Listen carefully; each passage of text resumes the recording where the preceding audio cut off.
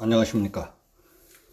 또다시 수사 지휘권을 발동한 추미애 법무부 장관의 의도는 사람들의 곱지 않은 눈초리만 쏠리게 하지 않을까 하는 말씀을 드리겠습니다.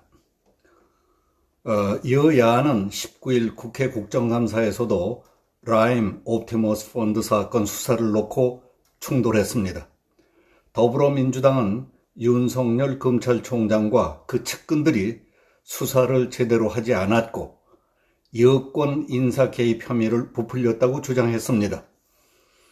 반면에 야당은 이 사건에 여권 인사가 광범위하게 연루됐다며 철저한 수사가 필요하다며 맞서고 있습니다. 민주당의 김용민 의원은 서울중앙지검과 남부지검에 대한 국정감사에서 라임 자산운용관계사 이사는 윤 총장 장모가 잔고증명서를 위조한 사건과 관련 있는 저축은행 대표와 동일 인물이라며 라임의 윤 총장의 장모와 아내 사건의 그림자가 어른거린다고 했습니다. 김종민 의원은 라임 사건에 야당 정치인이 연루됐다는 의혹이 대검의 다른 간부들을 거치지 않고 윤 총장에게만 직보된 것 아니냐 하는 의혹을 제기했습니다. 반면에 국민의힘 유상범 의원은 김영호, 김경협, 김진표, 김수현, 박수현, 이호철, 진영 등의 이름이 포함된 옵티머스 펀드 투자자 명단을 공개했습니다. 유 의원은 이성윤 서울중앙지검장에게 민주당 청와대 관계자 이름이 여럿 나온다고 지적했습니다.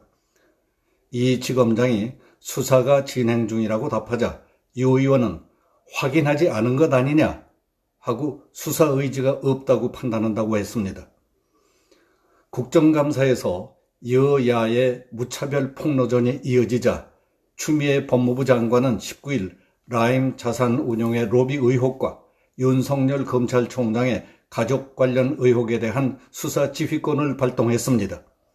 취임 이래 두 번째 수사 지휘권 발동이자 헌정사상 세 번째 일입니다.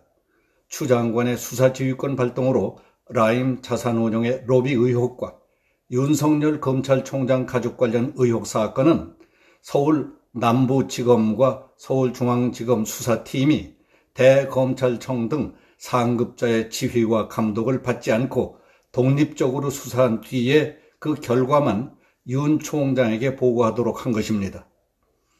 추 장관이 수사 지휘권을 발동하자 야당은 추 장관이 권력을 사유하고 있다고 일제히 반발했고 여당은 필요하고 적절한 조치였다고 팽팽히 맞섰습니다.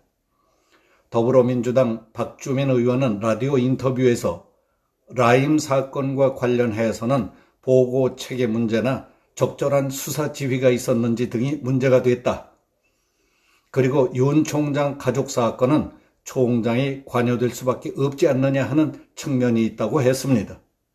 정청래 의원은 이렇게 강단 있고 속 시원한 법무부 장관은 처음 본다.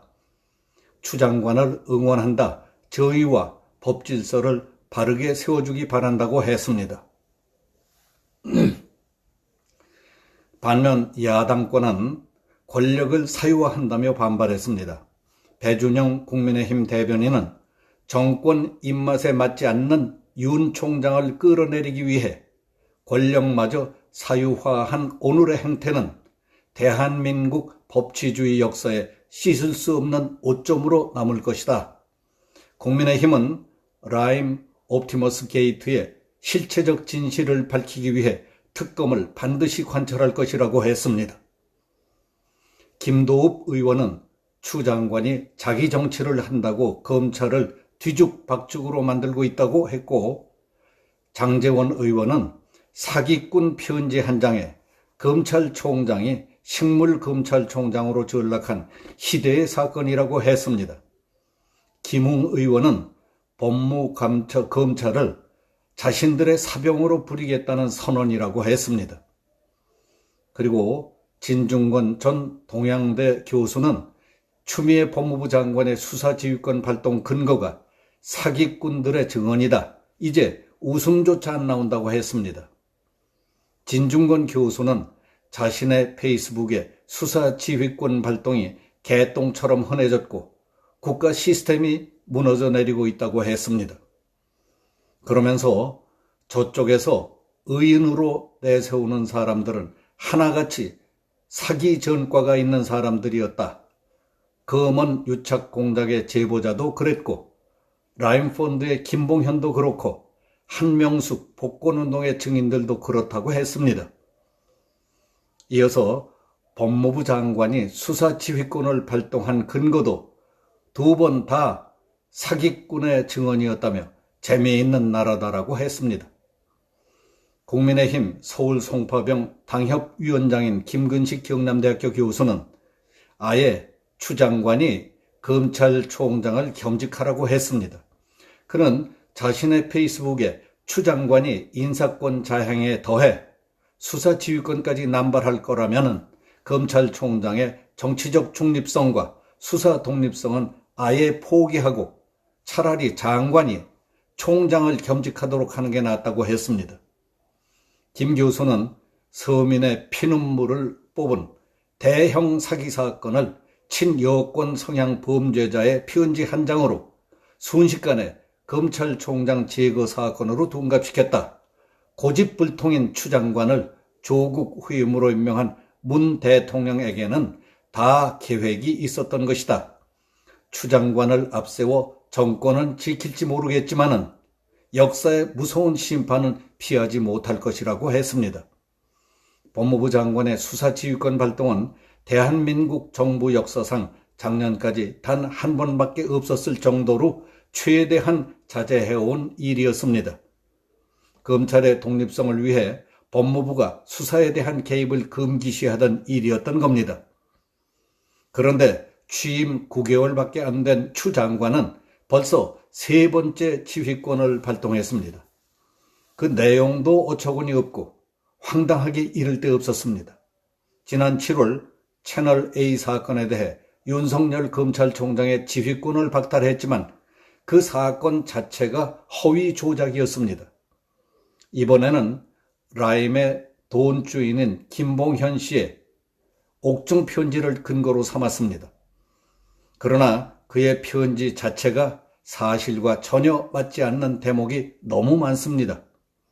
김 씨는 야당 정치인에게 돈 준 것을 검찰이 덮었다고 했지만 실제로는 검찰이 관련 금융 계좌 추적과 통신 내역 조회까지 마쳤다고 했습니다.